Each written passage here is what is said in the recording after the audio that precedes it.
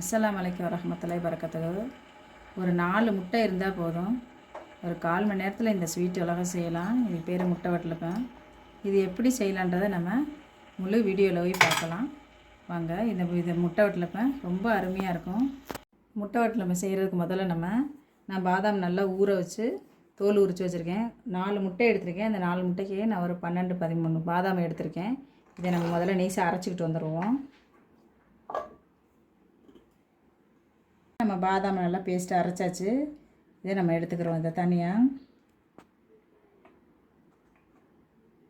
இப்போ நான் ஒரு 1/2 கப்பு தேங்காய் எடுத்திருக்கேன்.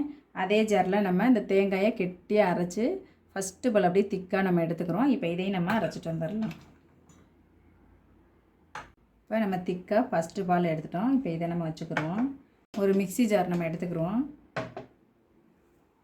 இப்போ நம்ம 4 முட்டை எடுத்துருக்கோம். இப்போ அந்த முட்டையை ஒன்று ஒன்றா உடச்சி ஊற்றி செக் பண்ணிவிட்டு நம்ம அதை ஜாரில் போட்டுடலாம் முட்டையெல்லாம்.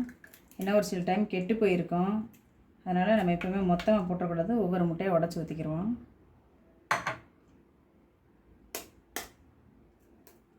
கூடு போயிடும், இல்லாட்டி ஒரு சில டைம் கூடு போயிடும். அதனால் நம்ம ஒவ்வொரு முட்டையை உடச்சி ஊற்றிக்கிறோம். ஏன்னா எல்லா முட்டையை உடச்சி ஊற்றினா கெட்டு போயிடும் நல்ல முட்டையை சேர்ந்து.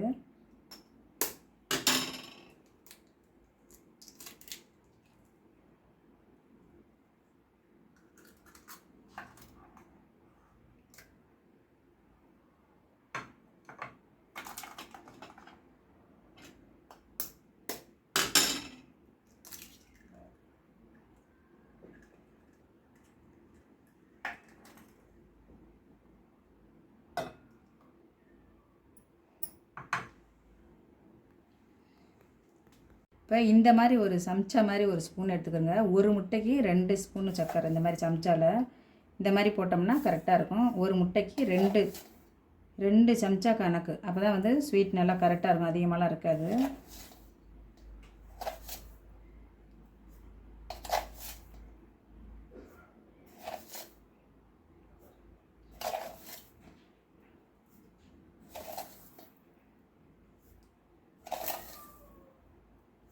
சர்க்கரை நிறையா இருக்குதுன்னு நினைக்காதீங்க, கரெக்டாக இருக்கும். ஒரு முட்டைக்கு 2 ஸ்பூன்ற கணக்கு தான் அது. இப்போ நம்ம அந்த திக்கான பாலையும் நம்ம அதில் எல்லாத்தையும் ஊற்றிடுவோம். இந்த பாதாம் அரைச்சதையும் நம்ம இதிலே ஊற்றிடலாம். நான் ஒரு 13-14 பாதாம் அரைச்சி வச்சுருக்கேன். எல்லாத்தையும் இதில் நம்ம சேர்த்துடலாம். இது ஏலக்காய் பொடி சர்க்கரை போட்டு அரைச்சி வச்சுருக்கேன். அதையும் நம்ம ஒரு 1/2 ஸ்பூன் சேர்த்துக்கிறோம். ஏன்னா முட்டை கவுச்சி அடிக்காமல் இருக்கும். இப்போ நம்ம இதை நல்லா மிக்சியில் நல்லா அடிச்சிட்டு வந்துடுவோம். இப்போ இந்த மாதிரி நல்லா அரைச்சாச்சு. இந்த மாதிரி பொங்க அரைச்சிட்டோம்னா நல்லா சூப்பராக இருக்கும், சாஃப்டாக இருக்கும். இப்போ இந்த மாதிரி ஒரு பாத்திரம் எடுத்துக்கிறோம். பாத்திரம் எடுத்து இதில் நம்ம நெய் தடவிக்கிறோம். அதில் அப்போ தான் நம்மளுக்கு ஒட்டாமல் வரும். இந்த மாதிரி கேக் டின் இருந்தால் எடுத்துக்கிறோங்க. இல்லைன்னா இந்த மாதிரி ஏதாவது வட்டமான ஒரு பாத்திரம், ஒரு கிண்ணம் அந்த மாதிரி. ஏன்னா இது விளிம்பு இல்லாமல் இருக்கணும். அப்போ தான் நம்ம கொட்டும்போது நம்மளுக்கு அச்சு கரெக்டாக வரும். இது நல்லா இந்த மாதிரி நெய் தடவிட்டு நம்ம இதில் ஊற்றிடலாம். இதை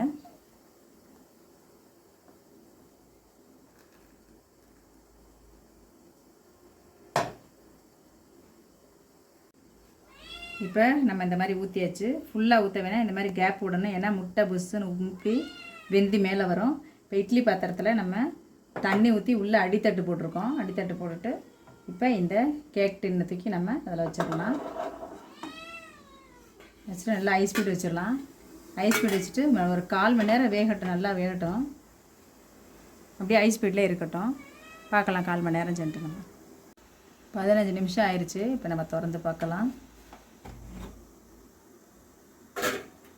திறந்து பார்த்துட்டு இந்த மாதிரி ஒரு கத்தியை நம்ம இப்படி விட்டு பார்ப்போம். இப்படி விட்டு பார்த்துட்டோம்னா இப்போ நம்ம ஒட்டலைன்னா வெந்துருச்சுன்னு அர்த்தம். நம்ம இப்போ ஸ்டவ் ஆஃப் பண்ணிடலாம்.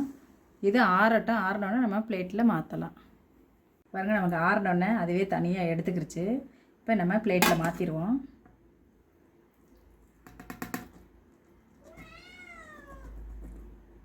சூப்பராக வந்துருச்சு பாருங்கள். நம்முடைய முட்டை வட்டலப்பம் இதுக்கு பேர். இந்த மாதிரி முட்டையை வச்சு சமைச்சோம்னா ரொம்ப ஹெல்த்தியான ஒரு ஸ்நாக்ஸ். இது யுக்தியாக இருக்குது, சூப்பராக இருக்கும். கண்டிப்பாக அதை செஞ்சு பாருங்கள். செஞ்சு பார்த்துட்டு எனக்கு சப்ஸ்கிரைப் பண்ணுங்கள். சப்ஸ்கிரைப் பண்ண எல்லாருக்கும் ரொம்ப ரொம்ப நன்றி.